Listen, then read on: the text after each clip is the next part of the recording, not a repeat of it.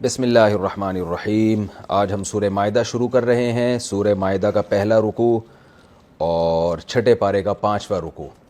حسب معمول اس رکوع کا سب سے پہلے لفظی ترجمہ ہوگا، پھر تفسیر ہوگی، اور پھر یعنی لفظی ترجمے کے ساتھ مختصر گرامر بھی، اور پھر آخر میں علمی نکات انشاءاللہ۔ اعوذ باللہ من الشیطان الرجیم، بسم اللہ الرحمن الرحیم۔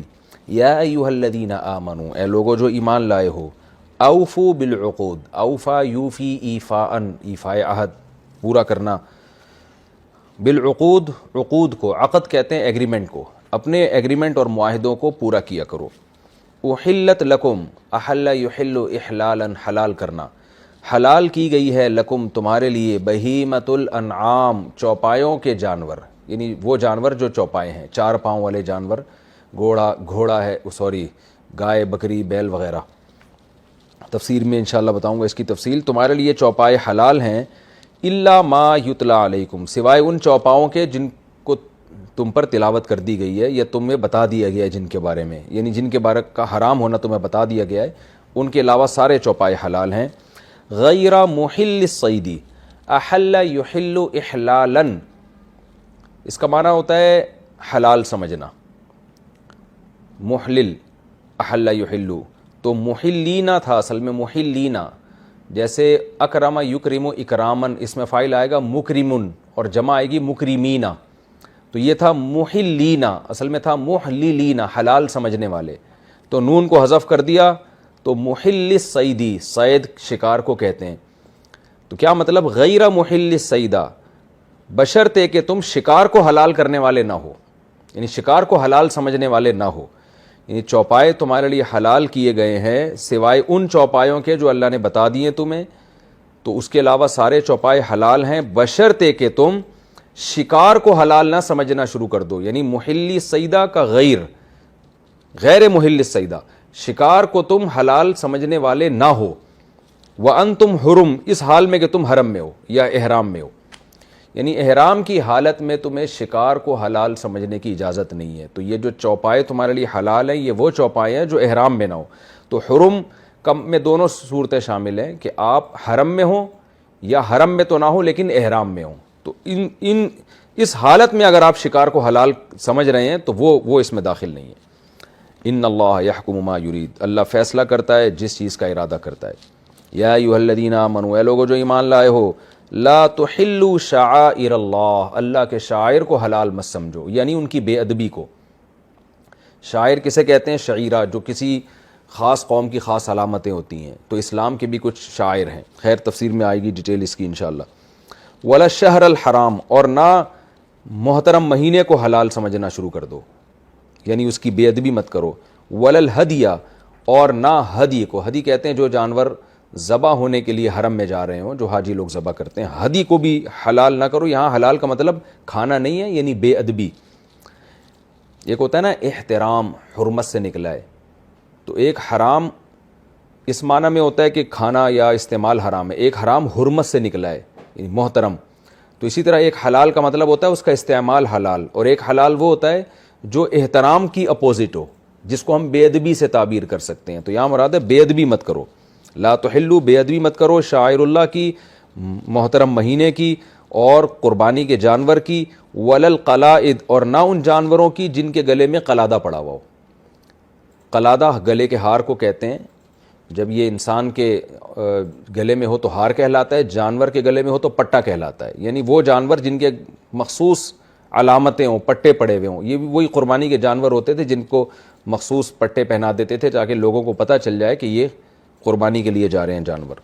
ولا آمین البیت الحرام، اور نہ ان لوگوں کی بے ادبی کرو، آمینا، اما یا امو کا معنی ہوتا ہے امما یا اممو، قصد کرنا، تو عام مینا اصل میں تھا عام مینا، زاربینہ کی طرح، قصد کرنے والے۔ نہ ان لوگوں کی بے ادبی کرو جو قصد کرنے والے ہیں البیت الحرام، محترم گھر کی، یعنی بیت اللہ کا جو قصد کر رہے ہیں، حج عمرے کے لیے جا رہے ہیں، ان کی بھی بے ادبی مت کرو۔ یبتغون فضلا من ربہم، جو تلاش کر رہے ہیں اپنے رب کے فضل کو، ورضوانہ، اور اس کی رضا کو۔ وَإِذَا حَلَلْتُمْ، اور جب تم حلال ہو جاؤ، یعنی احرام سے نکل آؤ، فاصطادوا، تو شکار کرو۔ اصطیاد باب افتعال سے ہے، اس کا معنی شکار کرنا، صید کہتے ہیں شکار کو، اصطیاد شکار کرنا، اصل میں تھا اس اصطیاد، اکتساب کی طرح، تے کو طا سے بدل دیا. تو فاصطادوا اصل میں تھا استویدو، استعیدو، اکتسبو کی طرح آرڈر کا صیغہ ہے. جیسے اضربو ہے نا تو اکتسبو، تو استعیدو کو پڑھا جاتا ہے استادو، اور الف سائلنٹ ہو گیا تو فاصطادو کو پڑھیں گے فاصطادو. وَإِذَا حَلَلْتُمْ، اور جب تم حلال ہو جاؤ یعنی احرام سے یا حرم سے نکل آؤ تو فاصطادو، تو پھر شکار کرو. یہاں کرو کا مطلب کر سکتے ہو، بعض دفعہ آرڈر کا صیغہ ہوتا ہے اجازت دینے کے لیے بھی کہ یہ کام لیگل ہو جائے گا تمہارے لیے، ضروری نہیں کہ جا کے کرو. وَلَا يَجْرِمَنَّكُمْ، جَرَمَ يَجْرِمُ کا معنی ابھارنا، نون تاکید کے لیے. وَلَا يَجْرِمَنَّكُمْ، ہرگز تمہیں مت ابھارے، شنآن قوم، کسی قوم کی دشمنی، شنآن دشمنی کو کہتے ہیں، کسی قوم کی دشمنی تمہیں اس بات پہ نہ برانگیختہ کرے، ان صدوکم، کہ یہ دشمنی تمہیں صدوکم روک لے، عن المسجد الحرام. ولا یجرمنکم شنآن قوم، کسی قوم کی دشمنی تمہیں ہرگز مجبور نہ کرے، ان صدوکم عن المسجد الحرام، یعنی یہ بات کہ انہوں نے تمہیں مسجد حرام سے روک دیا تھا. یہ جو ہے شنآن قوم سے بدل ہے، بدل کا مطلب ہوتا ہے کہ اس دشمنی، یعنی وہ دشمنی تمہیں نہ ابھارے، یعنی یہ چیز تمہیں نہ ابھارے، اس دشمنی کی وجہ کو ڈیفائن کیا جا رہا ہے. اصل میں حدیبیہ میں نا مشرکین مکہ نے صحابہ کو عمرہ کرنے سے روک دیا تھا، تو مسجد حرام سے روک دیا تھا. تو یہ روکنے کا عمل، اور اس بنا پر تمہیں مشرکین سے جو دشمنی ہے، یہ دشمنی تمہیں اس بات سے نہ روک لے کہ ان تعتدوا، کہ تم حد سے تجاوز کرنا شروع کر دو. یعنی تم نے ان مشرکین کے ساتھ ظلم نہیں کرنا صرف اس بیس پہ کہ انہوں نے تمہیں مسجد حرام سے آنے سے روکا تھا، بلکہ تم نے ان کے ساتھ انصاف ہی کا معاملہ کرنا ہے. دوبارہ ترجمہ کر دیتا ہوں. وَلَا يَجْرِمَنَّكُمْ شَنَآنُ قَوْمٍ، کسی قوم کی دشمنی تمہیں ہرگز نہ ابھارے، ان صدوکم، یعنی یہ بات کہ انہوں نے تمہیں مسجد حرام سے روکا تھا، یہ بات تمہیں نہ ابھارے، ان تعتدوا، اس بات پر کہ تم اعتدا کرو، حد سے تجاوز کرو، ظلم شروع کر دو، شریعت کی حدود کو توڑ دو. تو یہ عمل تمہیں اس بات پہ نہ ابھارے، بلکہ تمہیں شریعت پر قائم رہنا ہے. وَتَعَاوَنُوا، اور تعاون کرو، عَلَى الْبِرِّ وَالتَّقْوَى، نیکی اور تقوی میں، نیکی اور تقوی کی باتوں میں ایک دوسرے سے تعاون کرو. وَلَا تَعَاوَنُوا عَلَى الْإِثْمِ وَالْعُدْوَانِ، اور گناہ اور سرکشی میں ایک دوسرے کے ساتھ تعاون مت کرو. وَاتَّقُوا اللَّهَ، اللہ سے ڈرو. إِنَّ اللَّهَ شَدِيدُ الْعِقَابِ، اللہ سخت عقاب یعنی عذاب والا ہے. حرمت علیکم، حرام کر دی گئی ہیں تمہارے اوپر یہ چیزیں. کون کون سی چیزیں؟ المیتۃ، مردار، کوئی بھی جانور جو خود مرا ہوا ہو، والدم، اور خون، ولحم الخنزیر، اور خنزیر کا گوشت، وما اہل لغیر اللہ بھی، اور وہ جانور اہل، اہل یہل کا معنی نامزد کر دینا یا اس پہ نام لینا کسی اور، یعنی اللہ کے علاوہ کسی اور کا. وما اہل، اور وہ جانور جو نامزد کر دیا گیا ہو، بھی، اس کو نامزد کر دیا گیا ہو، لغیر اللہ، اللہ کے غیر کے لیے. ما اہل، جو نامزد کر دیا گیا ہو، لغیر اللہ، اللہ کے غیر کے لیے، بھی، اس کے اللہ کے غیر کے ساتھ اس جانور کو نامزد کر دیا گیا ہو. تو وما اہل بھی لغیر اللہ، یعنی یہی مطلب ہوگا اس کا کہ بھی کا تعلق ہے اہل سے. تو وہ جانور جس کے ساتھ نامزدگی ہو گئی ہو لغیر اللہ، غیر اللہ کی، اس وہ بھی حرام ہے. والمنخنقۃ، انخناق کہتے ہیں گلا گھٹنا. والمنخنقۃ، جو گلا گھٹ کے مرا ہو، کسی کا گلا دبا کے مار دیا گیا ہو جانور کو. والموقوذۃ، وقذ یوقظ کا معنی ہوتا ہے پھینکنا، پتھر پھینکنا، کنکری پھینکنا. الموقوذہ، جس جانور، یہ اس میں مفعول ہے نا، جیسے المقتولہ، وہ چیز جو مری ہوئی ہو، قتل کی گئی ہو. تو الموقوذہ وہ چیز جس کو پتھر مارا گیا ہو، یعنی پتھر سے ہلاک شدہ جانور، یہ مراد ہے. والمتردیۃ، تردہ کا معنی ہوتا ہے اوپر سے نیچے گرنا، جیسے قرآن میں آتا ہے نا فتردہ، وہ جہنم میں گرے گا، تو فتردہ ہلاک ہو جائے گا. تو متردیہ متفعلہ، باب تفعول ہے، تکلف یتکلف تکلفاً، تردی یتردی تردین، تو پڑھا جاتا ہے تردہ یتردہ تردین، یوں پڑھا جاتا ہے. تو متردیہ متکلفہ کی طرح اس میں فاعل ہے، وہ جانور جو گرا ہو یعنی گر کے مرا ہو. والنطیحۃ، نطیح سینگ لگے ہوئے جانور کو کہتے ہیں، سینگ کو کہتے ہیں نطیح. تو نطیحہ وہ جانور جس پہ سینگ لگا ہو، نطیحہ بمعنی منطوحہ ہے، فعیل بمانا مفعول بھی آتا ہے نا، وہ جانور جس کو سینگ لگا ہو، یعنی سینگ سے مرا ہوا کہ ایک جانور نے دوسرے جانور کو ٹکر ماری اور وہ مر گیا. وما اکل السبع، اسی طرح وہ جانور جس کو درندے نے کھایا ہو. سبع درندوں کو کہتے ہیں، شیر، گیدڑ، بلی، یہ سارے درندے. جس جانور کو درندے نے کھا کے مارا ہو. الا ما ذکیتم، ہاں ان میں وہ جس کو تم ذکیتم ذبح کر دو. درندے نے کھایا مگر وقت پہ تم پہنچ گئے بھی، اس جانور کے مرنے سے پہلے تم نے ذبح کر دیا تو پھر وہ حلال ہو جائے گا. یا وہ جانور جو اوپر سے گرا ہو اور ابھی مرنے سے پہلے ذبح کر دیا تم نے، یا وہ جانور جس کا کسی نے گلا گھوٹا ہو مگر مرنے سے پہلے تم نے ذبح کر دیا، یا وہ جانور کسی دوسرے جانور نے سینگ مارا ہو اور اس دوسرے کے مرنے سے پہلے تم نے ذبح کر دیا، تو وہ ذبح شدہ سب حلال ہے تمہارے لیے. وما ذبح علی النصب، اسی طرح وہ جانور جو نصب پہ ذبح کیا گیا ہو. نصب کہتے ہیں کسی چیز کو نصب کر دینا. نصب انصاب کی نصب جمع ہے، یعنی نصب واحد ہے، اس کی جمع انصاب آتی ہے. نصب کا معنی نصب کردہ. تو بت نصب کردہ ہوتے تھے تو ان کی بھینٹ بہت سے جانوروں کو چڑھایا جاتا تھا، ان کی قربت حاصل کرنے کے لیے جانوروں کو ذبح کیا جاتا تھا. تو اللہ نے فرمایا وما ذبح، وہ جانور جو ذبح کیے گئے ہوں علی النصب، اس طرح معبودوں کے لیے، جھوٹے معبودوں کے لیے جو ذبح کیے گئے ہوں، جیسے آج مزاروں پہ جا کے لوگ ذبح کر رہے ہوتے ہیں. وَأَن تَسْتَقْسِمُوا بِالْأَزْلَامِ، اور تم پر حرام کر دی گئی ہے یہ بات کہ تم قسمت طلب کرو تیروں کے ذریعے. استقسام کا معنی قسمت طلب کرنا، قسمت تقسیم سے نکلا ہے، یعنی تم ڈیوائیڈ کرو تیروں کے ذریعے گوشت کو. ظلم کی جمع ازلام آتی ہے. میں تفسیر کی طرف چلا جاتا ہوں، ابھی صرف ترجمہ کر رہا ہوں، تفسیر پھر میں بعد میں بیان کروں گا. ذالکم فسق، یہ چیز فسق ہے، گناہ ہے. الیوم یئس الذین کفروا، آج مایوس ہو گئے. یئس یئسوا کا معنی مایوس ہونا. آج مایوس ہو چکے ہیں کافر، من دینکم تمہارے دین سے. فلا تخشوہم، تم ان سے مت ڈرو. وخشونی، نون کے بعد یا بھی تھا جو حذف کر دیا، اور ڈرو مجھ سے. الیوم، آج کے دن، اکملت لکم، اکمال کر دیا، مکمل کر دیا، لکم تمہارے لیے میں نے، دینکم تمہارے دین کو. واتممت علیکم، اور اتمام کر دیا، مکمل کر دیا میں نے تم پر. اتم یتم اتمامن، تمام کر دینا، کمپلیٹ کر دینا. میں نے مکمل کر دی ہے تم پر نعمتی، اپنی نعمت کو. ورضیت لکم، اور میں راضی ہو گیا تمہارے لیے، الاسلام، اسلام سے، دینن، دین کے اعتبار سے. یعنی اب میں نے تمہارے لیے جو دین کا انتخاب کیا ہے، جس پہ میں مطمئن ہوں، وہ اسلام ہے. فمن اضطر، پس جو شخص، اضطر اصل میں تھا اضطرر، مضطر کہتے ہیں بے چین، مجبور ہو جانا. جو مجبور ہو جائے، فی مخمصۃ، بھوک میں. مخمصہ کہتے ہیں شدید ترین بھوک کو.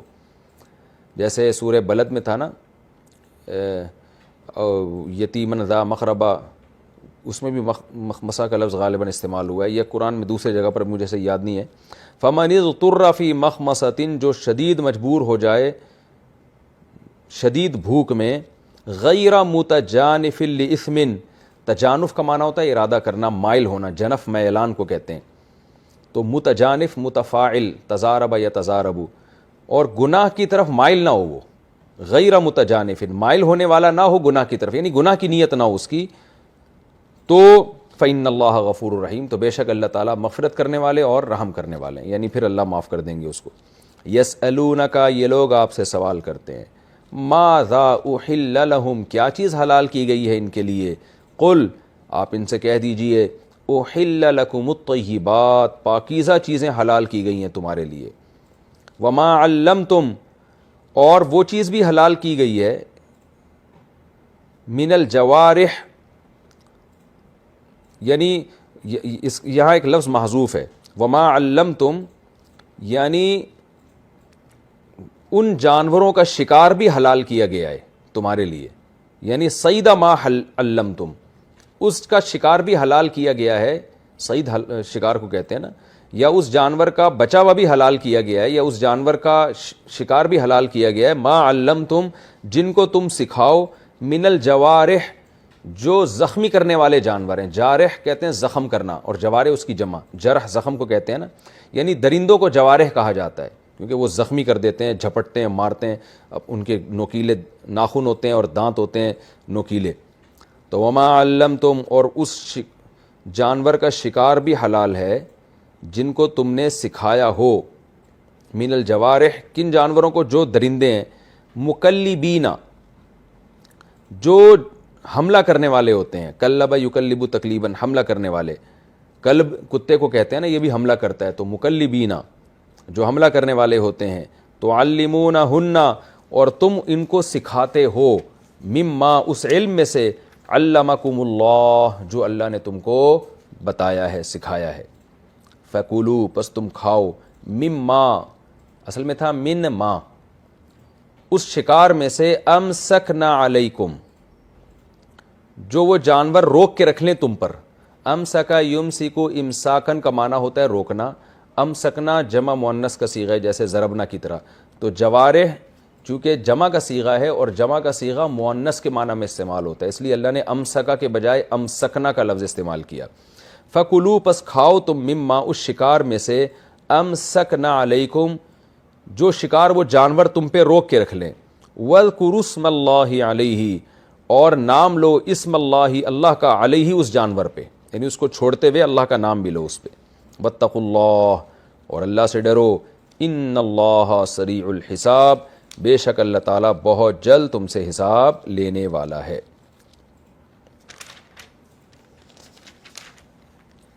الیوم احل لکم الطیبات آج کے دن حلال کر دی گئی ہیں تمہارے لیے پاکیزہ چیزیں، وطعام الذین اوتوا الکتاب اور ان لوگوں کا کھانا بھی حلال کر دیا گیا ہے جن کو کتاب دی گئی، اور ان کا کھانا بھی جن کو کتاب دی گئی، حل لکم تمہارے لیے حلال ہے، وطعامکم حل لہم اور تمہارا کھانا ان کے لیے حلال ہے یعنی اہل کتاب کے لیے، والمحصنات من المؤمنات اور پاک دامن عورتیں مومنات کی، احسان پاک دامن کو کہتے ہیں نا، کئی بار یہ لفظ گزر چکا ہے، محصنات مسلمانوں کی جو پاک دامن عورتیں ہیں وہ بھی حلال ہیں، والمحصنات من الذین اوتوا الکتاب اور جن لوگوں کو کتاب دی گئی ہے، من قبلکم تم سے پہلے یعنی یہودی اور عیسائی، ان کی بھی پاک دامن عورتیں تمہارے لیے حلال ہیں، کس طور پر حلال ہیں، اذا آتیتموہن اجورہن بشرطے کہ تم ان کو ان کی اجرت یعنی مہر عطا کر دو، محسنین اور حال یہ ہونا چاہیے کہ تم احسان کرنے والے ہو،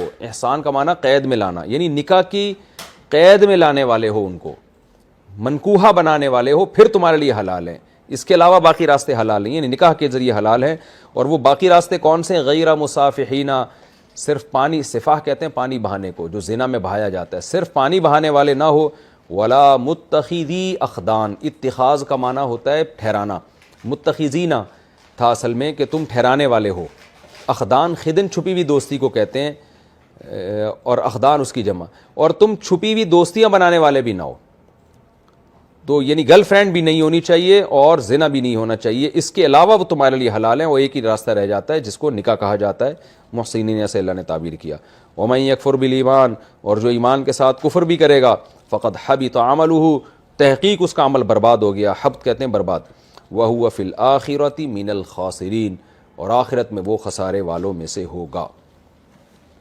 یہ تو ہو گیا جی اس رکوع کا لفظی ترجمہ۔ اب میں انشاءاللہ اس رکوع کی تفسیر آپ کے سامنے پیش کروں گا۔ سورہ مائدہ کا یہ پہلا رکوع ہے، اور اس رکوع کی ابتدا اللہ ایک تمہید سے کرتے ہیں، وہ یہ کہ یا ایھا الذین آمنوا اوفوا بالعقود، اے ایمان والو ایگریمنٹ کو پورا کیا کرو۔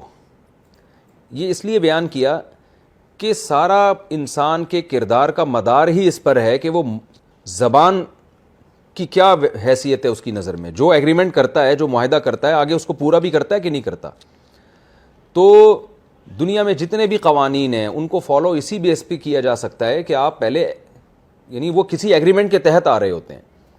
تو اسلام بھی پورا اللہ کے ایگریمنٹ کا نام ہے۔ مسلمان جب کلمہ پڑھتا ہے نا تو اللہ سے اس نے ایگریمنٹ کر لیا کہ اب میں تیری اطاعت کروں گا، تو اس لیے اللہ نے فرمایا آگے جتنے احکام ہیں نا وہ اس ایگریمنٹ کا حصہ ہیں جو تم اللہ سے کر چکے ہو، لہذا اس ایگریمنٹ کو پورا کرو۔ تو جب تمہارے دل میں یہ جذبہ ہوگا کہ جب بھی ہم کسی سے معاہدہ کریں ہم نے اس کو پورا کرنا ہے، تو یہ اصول جب زندگی کا اختیار کرو گے تو پھر اللہ سے کیے ہوئے معاہدوں کو بھی پورا کرو گے۔ اور اللہ سے کیے ہوئے معاہدوں میں ایک معاہدہ یہ بھی ہے کہ جب آپ نے توحید کا اقرار کر لیا تو اب اللہ جس چیز کو حلال کہے گا آپ نے حلال کہنا ہے، جس کو وہ حرام کہے گا آپ نے حرام کہنا ہے۔ تو مشرکین کی جو رسم تھی کہ اپنی طرف سے انہوں نے حلال و حرام چیزوں کو بنایا ہوا تھا اس کو چھوڑ دو، مشرکین نے خود سے جانور حرام کیے ہوئے تھے، تو اس کی نفی کی جا رہی ہے۔ یا ایھا الذین آمنوا، ایمان والو، اوفوا بالعقود، ایگریمنٹ کو پورا کیا کرو، احلت لکم بہیمۃ الانعام، تمہارے لیے چوپائے حلال کر دیے گئے ہیں. تو کیا مطلب؟ ان کو حرام سمجھنا یا حرام کرنا یہ بھی اس ایگریمنٹ کی خلاف ورزی ہے. یہ جو سورہ مائدہ ہے نا، یہ اس کی بہت سی آیتیں حجۃ الوداع کے موقع پہ نازل ہوئی ہیں. تو اس میں صحابہ کو یہ بیان بتایا جا رہا ہے کہ یعنی جزوی احکام اس شریعت کے بہت زیادہ دیے جا رہے ہیں، عقائد پر بات کم ہے. جیسے مکی صورتوں میں عقیدوں کی بات زیادہ ہوتی ہے، تو یہاں یہ چونکہ مدنی ہے نا، اور حجۃ الوداع کے موقع پر بہت سی آیتیں اس کی نازل ہوئی ہیں، تو اس لیے اس میں فقہی احکام زیادہ بیان کیے جائیں گے. اے ایمان والو ایگریمنٹ کو پورا کیا کرو، یعنی معاہدوں کو، عقد کی جمع عقد، معاہدوں کو پورا کیا کرو، جس میں کہ یہ بھی ہے کہ جب تم نے اسلام کا معاہدہ کیا اللہ سے تو اب اللہ کے حلال کو حلال سمجھنا ہے. لہذا احلت لکم بہیمۃ الانعام، تمہارے لیے جانوروں میں چوپائے حلال کر دیے گئے ہیں، تو ان کو حرام مت سمجھو. الا ما یتلی علیکم، ہاں وہ جانور حلال ہیں جو حرام ہیں جن کی تم پر تلاوت کی گئی ہے. جیسے خنزیر، یہ ہے تو چوپایا مگر قرآن کی آیتیں تلاوت کی جاتی ہیں کہ یہ حرام ہے تو وہ حرام ہی رہے گا. اسی طرح کچھ چیزیں حدیث میں اللہ نے بیان کی ہیں، وہ بھی اللہ کی طرف ہی نسبت ہوتی ہے ان کی، وہ بھی ہم پر تلاوت کی جاتی ہیں، اگرچہ قرآن کے طور پہ نہیں لیکن احکام کے طور پر. وہ کیا ہیں کہ گدھا جو ہے، جو گھریلو گدھا ہے، ایک تو ہوتا ہے نا زیبرا جس کو وحشی گدھا کہا جاتا ہے عربی میں، وہ حلال ہے.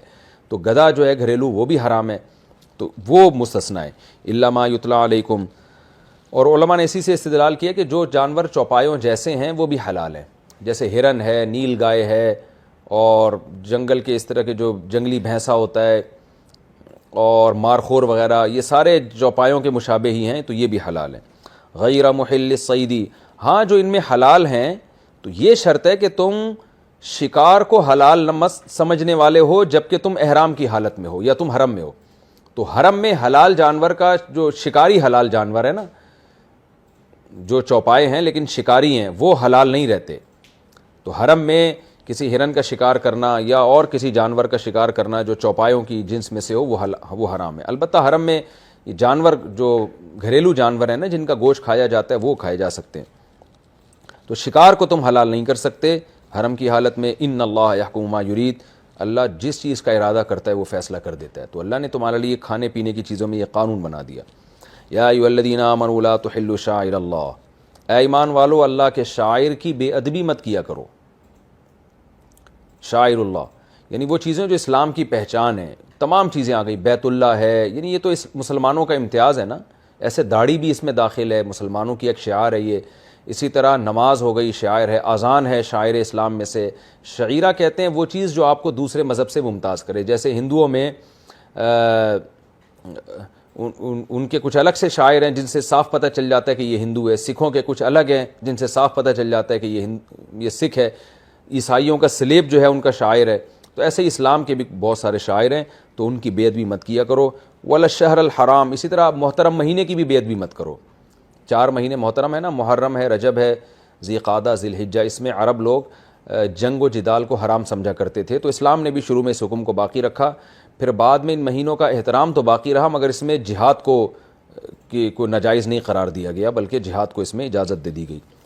تو محترم مہینوں کا بھی احترام کرو. ولل ہدیہ، اور نہ تم بے ادبی کرو قربانی کے جانور کی، کیونکہ وہ بھی اللہ کے نام پہ موسوم ہو چکا ہے، وہ بیت اللہ کی طرف جا رہا ہے ذبح ہونے کے لیے. تو اس سے ہمیں پتہ چلتا ہے کہ وہ جانور جو اللہ کے نام کر دیا گیا ہو، ان میں کچھ جانور ایسے ہوتے تھے جن کے گلے میں پٹا نہیں ہوتا تھا، اور کچھ ایسے ہوتے تھے جن کے گلے میں پٹا ہوتا تھا، جو پتہ ہوتا تھا یہ بالکل نامزد کر دیے گئے. عرب میں یہ عادت تھی صحابہ کرام میں کہ جو جانور قربانی کے جانور نامزد کرتے تھے نا کہ حرم میں ہم حج کے بعد یا عمرے کے بعد ان کو ذبح کریں گے، حج کے بعد ہی ہوتا تھا، تو وہ جانور میں ایک خاص نشان لگا دیا کرتے تھے، کبھی پٹا ڈال دیا کرتے تھے. پھر اس پہ وہ حتی الامکان کوشش کرتے سواری نہ کریں، اس کو پریشان نہ کریں، تنگ نہ کریں. تو چونکہ اللہ کے نام موسوم ہو چکا ہے وہ، تو یہی حکم قربانی کے جانور کا بھی ہے.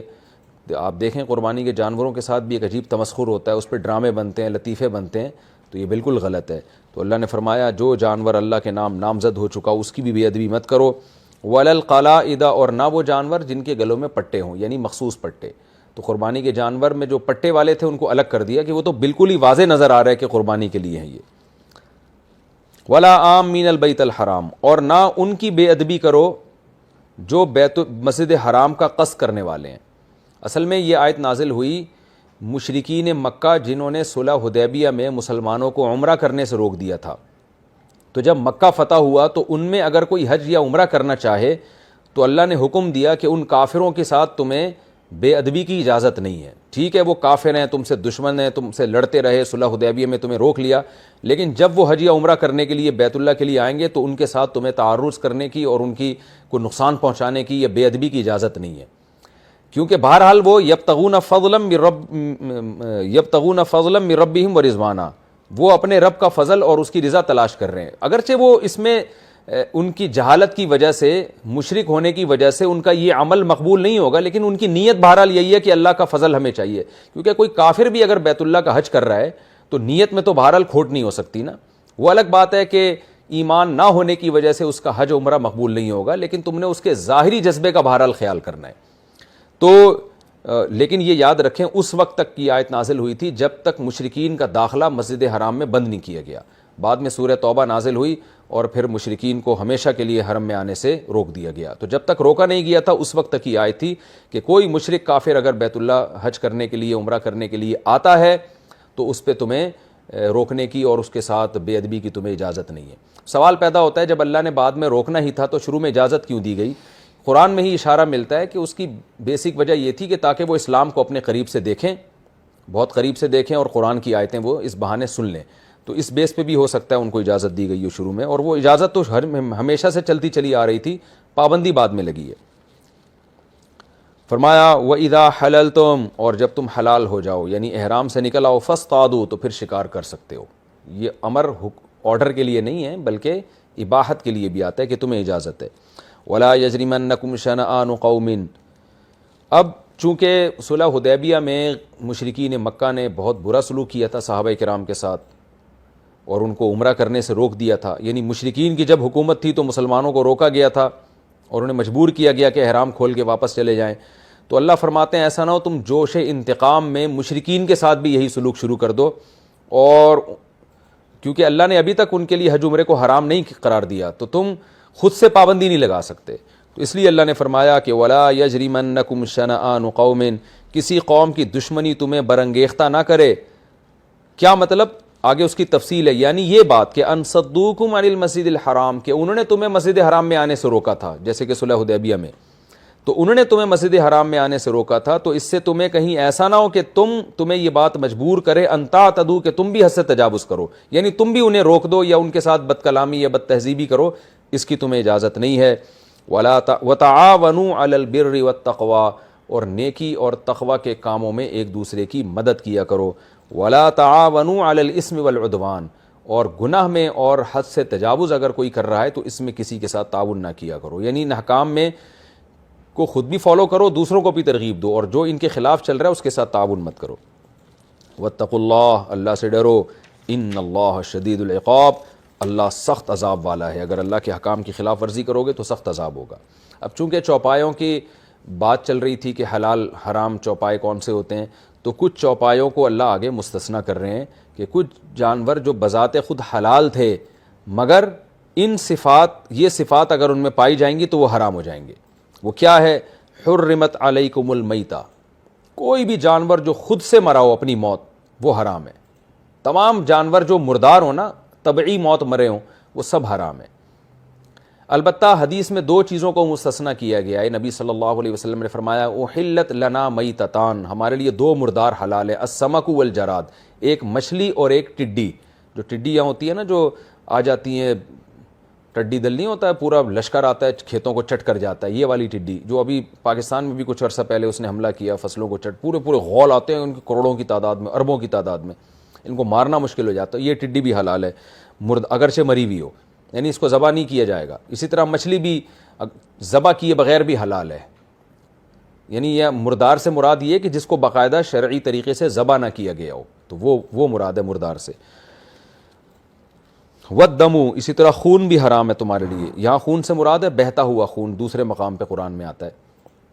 جو خون جانور کے ساتھ, حلال جانور کے ساتھ لگا ہوا ہے وہ حلال ہے. جیسے آپ نے جب گائے ذبح کی تو جو خون بلیڈنگ ہو رہی ہے نا وہ تو حرام ہے, اسے آپ کسی مگے میں بھر کے نہیں پی سکتے یا نہ کھانے میں ڈال سکتے ہیں. لیکن جو خون گوشت کے ساتھ فطری طور پہ لگا ہوا ہوتا ہے تو وہ آپ گوشت دھوئے بغیر بھی کھا سکتے ہیں, وہ حلال ہے. تو والدم, اور خون, ولحم الخنزیر, اور خنزیر کا گوشت بھی, یہاں گوشت کا ذکر ہے، دوسرے مقام پہ پورے خنزیر کو اللہ نے حرام قرار دیا ہے. وما اہل لغیر اللہ بہ، اور وہ جانور جو اللہ کے علاوہ کے لیے نامزد کیا گیا، جو مزاروں پہ نہیں جانور بزرگوں کی تقرب کے لیے ذبح ہو رہے ہوتے ہیں یا بتوں کے لیے ذبح ہو رہے ہوتے ہیں یا ان پر غیر اللہ کا نام لیا جا رہا ہوتا ہے، وہ سب حرام ہے. والمنخنقۃ، گلا گھوٹ کے مرا والا، یعنی اب ان جانوروں کا اللہ تذکرہ کر رہے ہیں جن کو ذبح نہ کیا جائے، جیسے گلا گھوٹ کے مار دیا. ایسے ہوتا تھا عرب میں، کسی جانور کا گوشت کھانا ہے تو اس کی گردن مروڑ دی. آپ نے دیکھا ہوگا بعض لوگ مرغی کی گردن یوں کر کے مروڑتے ہیں اور وہ مر جاتی ہے، پھر اس کو گردن الگ کر کے خون پیتے ہیں یا گوشت کھاتے ہیں، سب حرام ہے. والموقوذۃ، پتھر سے مارا ہوا جانور، کسی جانور کو اٹھا کے آپ نے زور سے پتھر مارا یا کچل دیا، یہ بھی حرام ہے. ڈنڈوں سے کوٹتے ہیں، یوٹیوب پہ آپ ویڈیوز دیکھ سکتے ہیں، بعض جانوروں کو مارا جاتا ہے قتل کرنے کے لیے، ڈنڈوں سے ان کا سر جو ہے نا، سر پہ اتنے زور سے ضربیں ماری جاتی ہے جس سے وہ مر جاتے ہیں.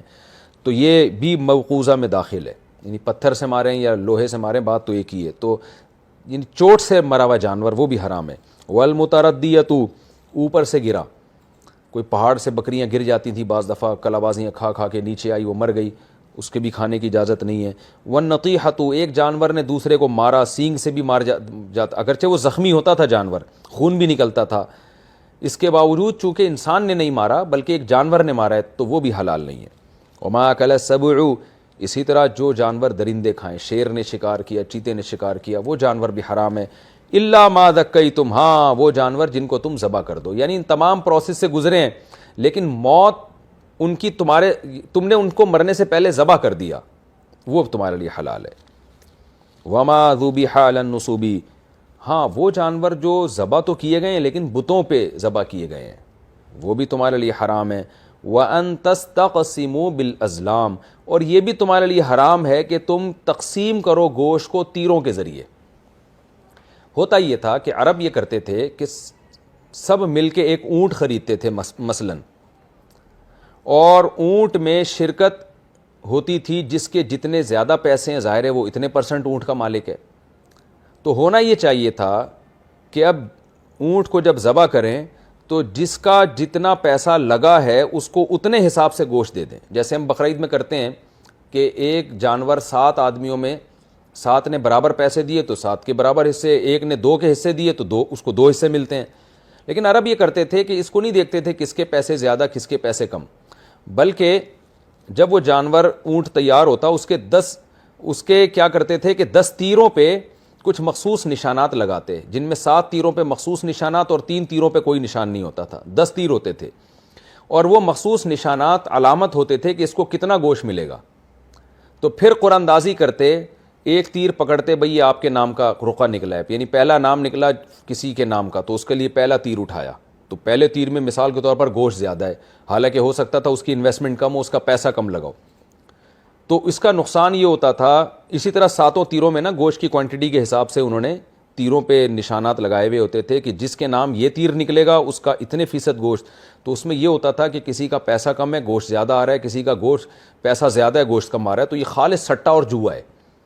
تو اللہ نے فرمایا گوشت اس طرح سے بھی تمہارے لیے حرام ہو جائے گا.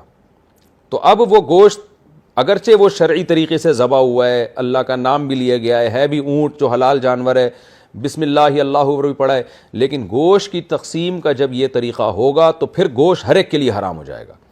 اور حرام کیوں ہوگا؟ یہ عمل حرام ہوگا جوے کی وجہ سے، گوشت حرام ہوگا سود کی وجہ سے. سود اس لیے کہ ایک آدمی کا گوشت زیادہ تھا تو اس کے گوشت کا کچھ حصہ دوسرے کے پاس چلا گیا بغیر کسی یعنی معاوضے کے. تو ربا اسی کو کہتے ہیں نا، آپ نے 10 روپے کے بدلے میں 11 روپے لے لیے، اب 1 روپے کسی چیز کے مقابلے میں نہیں آ رہا. تو یہاں بھی گوشت کے مقابلے میں آ رہا ہے تو کسی کے پاس زیادہ جا رہا ہے تو وہ اضافی سود ہو جائے گا، اور جس کے پاس کم آ رہا ہے تو وہ یعنی گویا وہ سود دے رہا ہے زیادہ والے کو. اس کی ڈیٹیل میں اپنے بیانات میں بیان کر چکا ہوں. آج کل قربانی میں بھی ایسا ہی ہوتا ہے، اس لیے فقہا کہتے ہیں کہ قربانی کے گوشت کو بھی جب آپ ڈیوائڈ کریں تو تول کے برابر تقسیم کرنا لازم ہے. کمی بیشی یہ سود کے حکم میں آئے گی، کیونکہ تقسیم کا عمل اصل میں خرید و فروخت ہو رہا ہے. تقسیم کا عمل جو ہے نا مانوی طور پر خرید و فروخت کا عمل ہوتا ہے. میں زیادہ پیچیدگی میں نہیں آپ کو لے کے جاؤں گا، فقہی حکام ہے تو آپ بور ہو سکتے ہیں. تو قربانی کے گوشت میں بھی تول کے، اگر تولنا نہیں چاہتے تو خلاف جنس اس میں ملا دیں، یعنی گوشت میں تھوڑے سے کلیجی ملا دیں 7 ڈھیریوں میں، پھر اندازے سے بھی آپ تول سکتے ہیں. تو اللہ نے اس عمل کو بھی حرام قرار دیا کہ تیروں کے ذریعے جو تم گوشت کی تقسیم کرتے ہو. ذالکم فسق، فرمائے سب چیزیں فسق ہیں، یعنی یہ مردار کھانا، گھٹے ہوئے جانور کو، گرے ہوئے جانور کو کھانا اور اس طرح سے گوشت کو تقسیم کرنا، یہ سب فسق ہیں. الیوم یئس الذین کفروا من دینکم. یہ آیت نازل ہوئی ہے حجۃ الوداع کے موقع پر، بخاری اور مسلم کی حدیث سے پتہ چلتا ہے. تو اللہ فرماتے ہیں آج کافر لوگ تمہارے دین سے مایوس ہو چکے ہیں. مایوس کا مطلب اس بات سے مایوس ہو چکے ہیں کہ وہ تمہارے دین کو نقصان پہنچائیں. یعنی اللہ اب کیسے تفصیلی کھانے پینے کے حکام نازل کر رہا ہے اور شرک کی اللہ تعالیٰ کیسے نفی کر رہا ہے، تو اور کیسے ببانگ دہل حجۃ الوداع کے موقع پر اللہ نبی حج کر رہے ہیں، ان کی میت میں حج ہو رہا ہے اور ایسے ڈیٹیل سے احکام بیان کر رہا ہے. تو اب یہ اس کی علامت ہے کہ اب کافر اس دین کے مغلوب ہونے سے مایوس ہو چکے ہیں. فلا تخشوہم، اب کافروں کا خوف مت کرو، وخشونی، اور مجھ سے ڈرو. اب یہ دین دنیا میں غالب ہو کر رہے گا. الیوم اکملت لکم دینکم، آج کے دن میں نے تمہارا دین تمہارے لیے مکمل کر دیا. واتممت علیکم نعمتی، اور اپنی نعمت جو اسلام کی صورت میں تھی تمام کر دی. یعنی نعمت یہ تھی کہ اسلام کو دنیا میں غالب بھی کرنا ہے، تو اتنا غلبہ ہو چکا ہے کہ قیامت تک اب ختم نہیں ہوگا. 100% تو غالب حضرت عیسیٰ کے دور میں ہوگا، لیکن اتنا غلبہ ہو چکا ہے کہ اب یہ جڑوں سے ختم نہیں ہو سکتا. دیکھیں 1400 سال کے بعد بھی اسلام زندہ ہے، اور معنوی طور پر بھی کہ اسلام کے حکام بہت ڈیٹیل سے تم پر لازم ہو چکے ہیں، یعنی تم پہ نازل ہو چکے ہیں، کنفیوژن ختم ہو گئی ہے. تو اب ظاہر ہے اجتہاد کا دروازہ تو کھلا ہوا ہے، وہ تو رہے گا قیامت تک، لیکن بیسک چیزیں سب تم پر نازل ہو چکی ہیں، کھانے پینے کے حکام، نکاح طلاق کے حکام، وراثت کے حکام، اور میں نے تم پر اپنی نعمت اسلام کی صورت میں تمام کر دی. وَرَضِيتُ لَكُمُ الْإِسْلَامَ دِينًا، اور تمہارے لیے اب میں دین اسلام کے اعتبار سے راضی ہوں. کیا مطلب؟ اعلان کر رہا ہوں کہ اب اسلام قیامت تک نجات کا واحد ذریعہ ہے، اسلام کے علاوہ کوئی دین قابل قبول نہیں ہوگا. یعنی یہ دین اب منسوخ نہیں ہوگا، یہ مطلب ہے. یہ ہماری آیتیں، اب آیت انکمپلیٹ ہے، وقت ہمارا پورا ہو چکا ہے. اس کے بعد اس آیت کا اگلا حصہ انشاءاللہ میں اگلے ایپیسوڈ میں آپ کے سامنے پیش کروں گا، یعنی سورہ مائدہ کا پہلا رکوع اور چھٹے پارے کا 5واں رکوع.